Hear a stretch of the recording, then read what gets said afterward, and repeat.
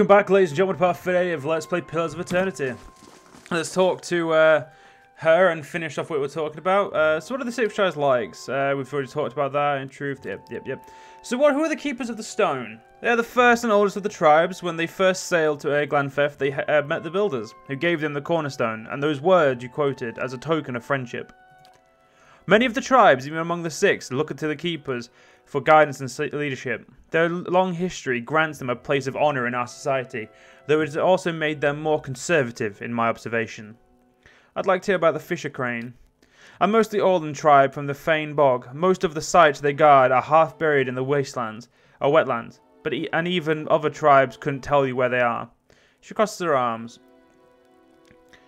They are not the most renowned of the tribes, but they are the cleverest and subtlest. Say what you will about the berserkers of Frita Stelgar, I'd rather face them than a Fisher Crane ambush squad any day. They're named after a long-necked bird that lives in the bog. It can stand motionless for hours, waiting for a I thought I was going to say a motherfucker, but mug frog, or a spotted salamander, but when it strikes, it's faster than anything. What do you know about Frita Stelgar? She laughs and shakes her head, same as everybody else. They're fearless manics and they want everyone to know it. They're considered a wild bunch even among Glanfaffins. Many of their territories have seen the most conflict with Eastwomen. Then they don't forget it. They don't want anyone else to either. They inflicted and bore some of the heaviest casualties in the wars with Eastwomen. In fact, there was a rift within Frita Stelgar after the War of the Black Trees. Dozens of clans broke away from the ravaged lands and retreated further into the Deerwood, joining whichever tribes would take them in. Broken tusks, some call them. The majority of the tribe dug into the half-burned forest to hold the line, and many respect them for it. She frowns uneasily. They've more than earned their place among the six, but they advocate more conflict than is wise, and too many others are quick to idolize them for their valor in battle. Well, tell me about the Stone Bramble then. Mostly dwarves out of the White March. They're one of the younger tribes, formed over the years by trade routes between the wilds and the mountains. They see themselves as genuinely Glanfaffin, though, and who can argue with them? Only Fisher Crane defends sites in such inhospitable territory. Personally, though, I'd say it's gone to their heads. They like to think the rest of us have it easy in the lowlands, forgetting that the wars with the Eastwomen never reached their mountains. Still, they came to our aid during both. They were named for the tough, thorny little plant that grows up in the mountain. It suits them. I'm not familiar with the twice-split arrows. Not many are. They're traditionally outcasts and exiles from other tribes, probably the least respected tribe of them all. But our ancestors believe they should have a voice, and so they got a seat among the six. Most of the other tribes see them as scavengers and bottom feeders, but they don't say that to a twice-split arrow. They think themselves survivors, and they are as proud as their tribe as anyone else. She shrugs. They'll accept anyone, and I suppose there's virtue in that. You never know what you're getting into, though. Some clans will rob you blind, and others will slaughter a lamb for the honour of your visit. The Guided Compass is your tribe, right? Indeed. We're one of the younger tribes, and we're not one of the most prestigious. We've tried to keep the peace with the Eastremoran, which has earned us a reputation of appeasers among some of our hard-line brethren in the Frita Stelgar and the Keepers of the Stone. We value our heritage of Glanfaffins, but we recognise that the Eastwomen are here to stay. The way we see it, we can better follow our mandate to protect the place of the Builders by making peace with our neighbours. I'd like to speak of another matter. I'd like to know more about you. I am the Amanfath. Oh, I fucking hate that word.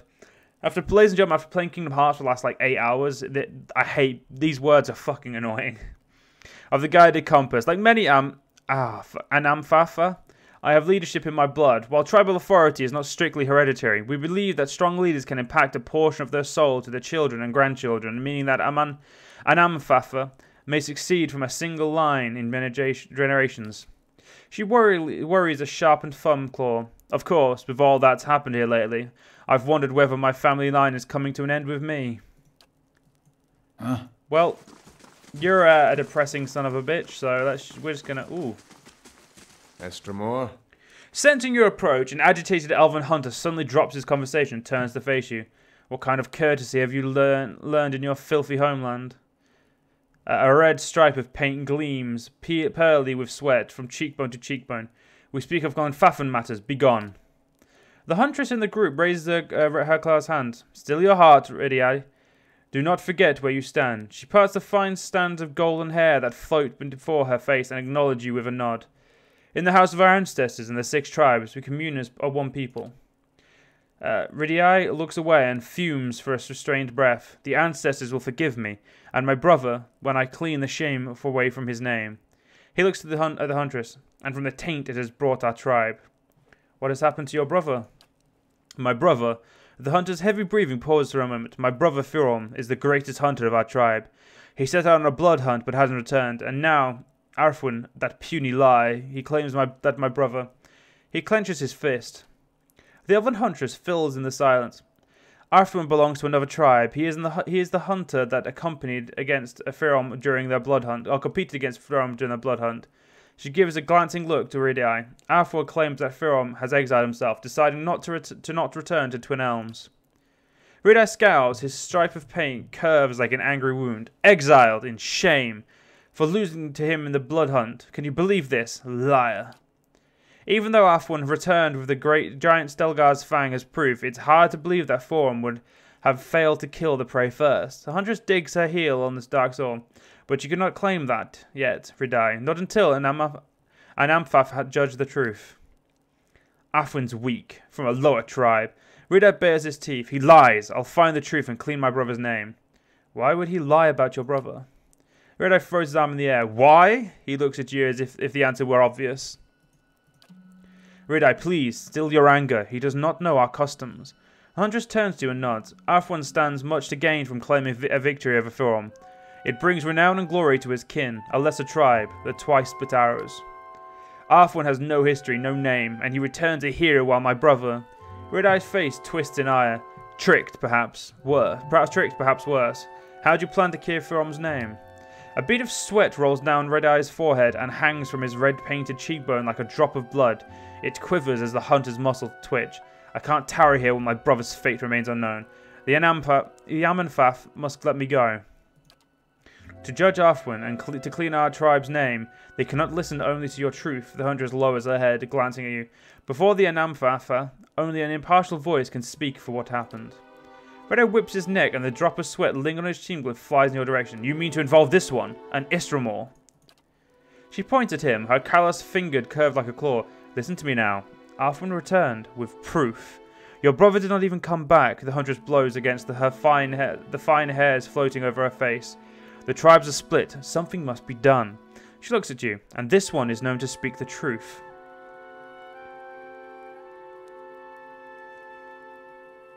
As an Estramor, I can look into this without risking tension between your tribes. Ridii turns to face you, his hard features betraying no emotion nods.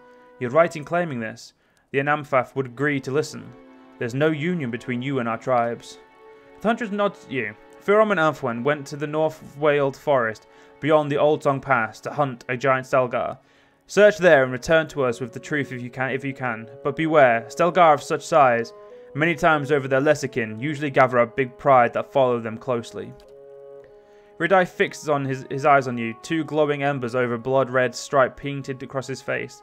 Estramor, I don't expect help, but I'll do anything to know of my brother's fate and to clean the stain that the Aldwyn has spilled on our tribe. He throws his chin back. Anything. This I claim. I mean, just give me money and I'll consider that fucking golden. Because, yeah, I mean, money is pretty much all... Actually, I don't even need money. Just, you know, give me free shit. We're pretty much sorted, mate.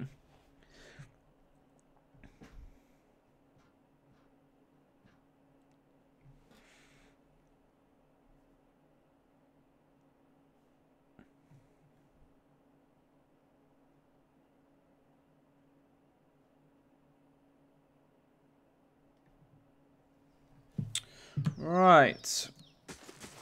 Oh shit, that's considered stealing. Yes, let's not fucking do that. So let's have a quick look, see what's around here. Just see if I think we can take these, can't we? Without being, you know, accused of being thieves. Yep, we can take these without thieving. What's this? A Glanfaffen home. Let's go see what's in here. Also, let's go. I should probably mention, even now that we're 10 minutes in, this is going to be a 15-minute part. purely because of the fact that I have got... Obviously, I spent the last 8 hours playing Kingdom Hearts, and this part is most certainly coming out late. Whoa, that's a Stelgar that isn't trying to kill me. I've not had that before. It's different. Yeah, so we're gonna... So yeah, just letting you guys know, because obviously don't want you guys to think that you're getting cheated. But I'm gonna try and make the part after this longer, just because, you know... obviously need to make sure at least that part longer. But yeah, at the moment, just for this part, we're gonna have to keep this as is. A tribesman and a bear companion. Yes. Wait, are you a tribesman? Yeah, you're a huntress. So what's this shop? That is a Glanfaffen home and then Glanfaffen home. We can go in there without being considered like dickheads, though, apparently. So let's go in there.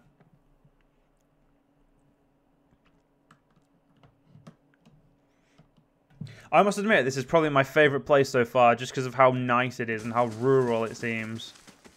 Well, there's only stuff to nick, and we're not nicking anything here yet.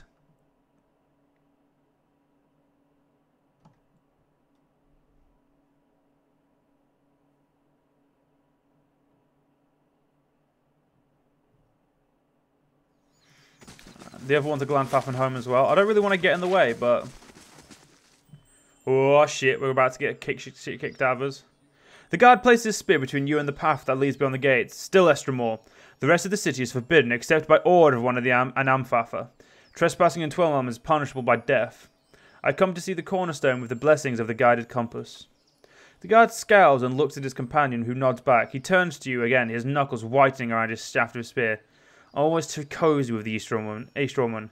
Go. Then and mind your step around the sacred stones.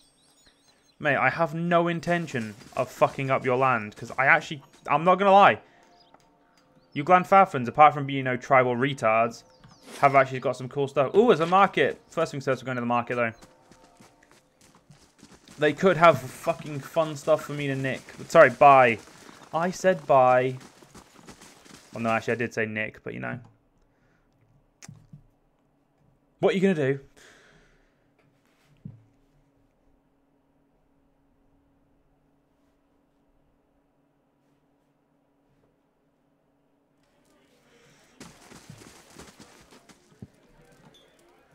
Okay, you do. Oh, this guy, you got weapons. Darren?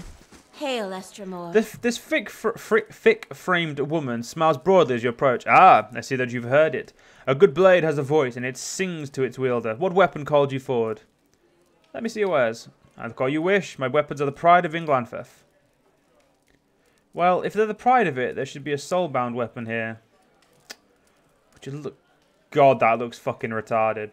But, I mean, it gives you perception, so that's actually pretty cool.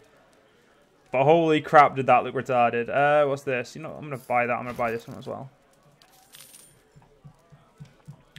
I just spent 10 grand like it was nothing. Holy... I have a problem. I need to make my 10 grand back. Yeah, you know, I've decided that I don't need all these. Because they look better as money. And not input command. What do you sell? What brings you here? You have a look of a hunter, Estramore. Derwin's weapons may protect the man who seeks out misfortune, but my supplies will help you survive out in the wilds. May I see your wares? He nods, gesturing to his goods with a sweep of his arm. Gonna buy that. I am missing a camp principle. Ooh. Yep. Summonables. I'm not gonna lie, ladies and gentlemen, I do love summonables. I'm gonna keep that on me, and I'm gonna replace that with the spiders there. Because the more summonables you have, the more everyone gets fucked over by you. An old elven woman clothed in thick robes beckons you to approach. Welcome, foreigner, welcome. Her forearms, splotched by green and blue stains, wiggle out of her hanging sleeves like caterpillars out of ripe fruit. I've got what you seek. Always, come see. Between bows and smiles, she points to a little girl beside the herbalist store. We're here to help you, foreigner. Yes, we are. The Fisher Crane tribe serves your people. Unigents, potions, trinkets. She makes tinctures. She makes a sprawling gesture at the collection of pots, bottles, and herbs that lie behind her. If you seek it, I have it, always. Let's see what you have for sale. Of course, foreigner, of course. You know, constantly call me foreigner just makes me want to punch you. That's fucking rude. It's like, I know I'm from out of town. I need to be a cunt about it. Some food for your travels. I hold here many delicious cheeses and fresh fruit. Let's see what you have. I couldn't be bothered. Yeah, there we go. There's the last camping supply. That's all I was looking for. And let's check Tamara. Or Tamara. Many blessings, traveler. This tall woman is clad in furred hides. She settles a sharp, dark-eyed gaze on you. I hold here the best hides near Glanfirth. Hides so thick that Stalwart cannot claw through. Boots so supple that they will smother the sound of your steps. I may see your wares. Then here, look upon the bounty of our huntresses have provided. So you provide no shoes. So basically, you're a liar. Lovely. Yeah. Oh, fucking hate lies. But unfortunately, John, we're gonna have to end this part. I hope you guys do it. See you guys next part. See you guys then.